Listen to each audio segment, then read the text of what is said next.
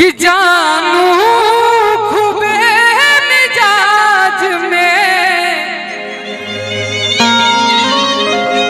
कि हम जा से खेली होली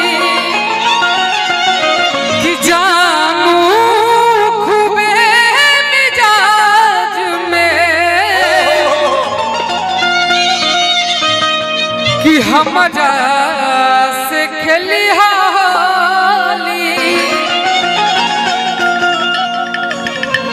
कल ही लोग डाल दी कि बिकू के न्यू प्रेम कहानी मत डालिए सब भैया। हो कह दी कि प्रियंका तिवारी ने किया एक्टिंग ता ना लिखी कह कि प्यार में डूब गया यही सब लिखी। लेकिन हमने कलाकार हैं मंच पे। हाँ एगो हम शायरी कहीं कबो कबो विशाल गगन भैया के हर मंच पे कि जरा से पाने की चाहत वाला अमर है। और वो गाना क्या वो शायरी क्या जो कोई कलाकार कह दे और कोई दूसरा कलाकार ना कहे। जब आपने कह दिया तो वो सबके लिए हो गया। ये मैं आज नहीं 4 साल पहले आपके मुंह से ही सुना था जब आपका एक गाना आया था कुसुम रंग सड़िया राजा जी।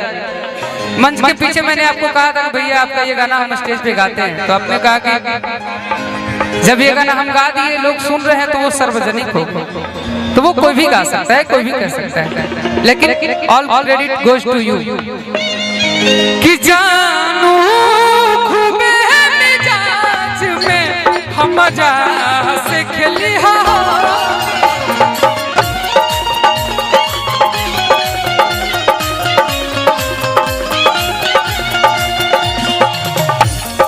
बताबा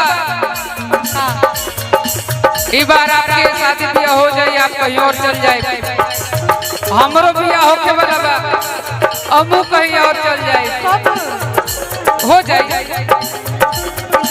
32 फरवरी के बाद। लेकिन जहिया ईमान के चला कि आज हमने की आखिरी होली हो ए साल के तब हम बात कि जितना दिन होली खेल लू सब तो ठीक रहे लेकिन एक बार पूरा मिजाज में खेली है। ए जानू खूबे मिजाज में हम जा से खेली होली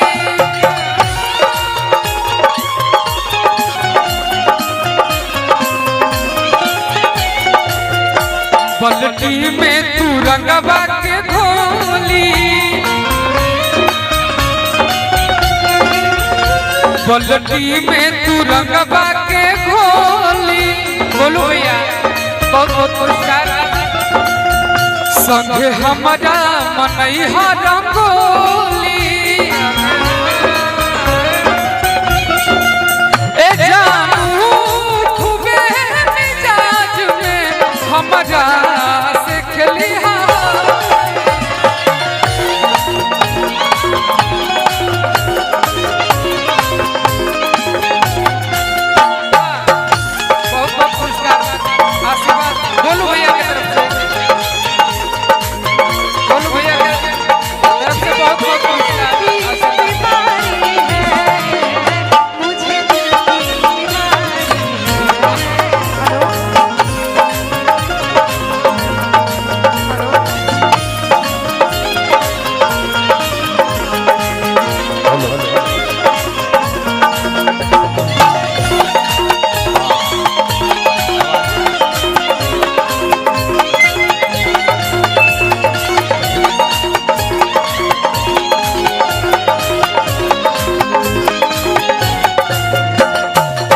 जानू खूबे मिजाज में हमरा से खेली हो होली पता बका है शादी ब्याह करके तू चल जाइबू यही लगन में एक बाद कहिया भेंट होई कहिया मुलाकात होई ना जानत नहीं ऐसे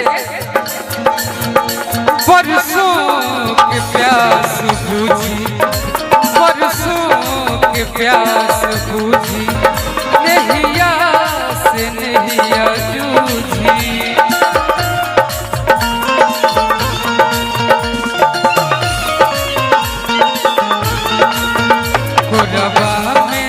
हमके कसबू मन हमर कुछ ना सूझी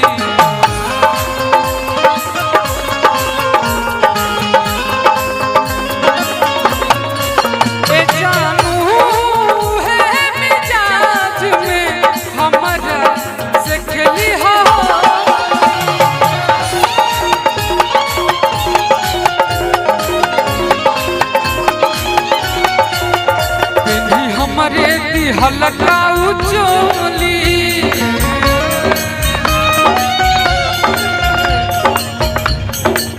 अरे गीत अपन खूटा से दुपट्टा के खोली ए जानू खूबे मिजाज में हमरा से खली होली ए जानू खूबे मिजाज में हमरा से खली होली ए जानू खूबे मिजाज में हमरा से खली होली ए जानू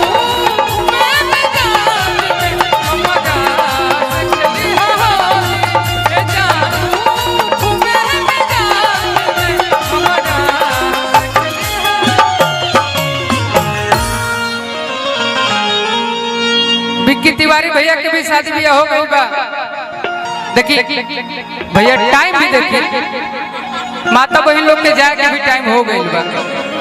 इतना देर तक वो लोग अगर यहाँ पे उपस्थित बनी तो कम बात नहीं के 2 बजे चाचा के विशाल गगन भैया के प्रियंका जी के थोड़ा बहुत हमरा तो नहीं है लेकिन सब लोग के सुना था नहीं इतना लेट तक वो लोग सुन लिया यही कम बात नहीं के हमने के कुछ मिसअंडरस्टैंडिंग भी होता। होली मिलन में तो हमने के 1-2 होली चाहिए पहले। हाँ बिल्कुल हम तो चाहते हो होली चालू हो लगाई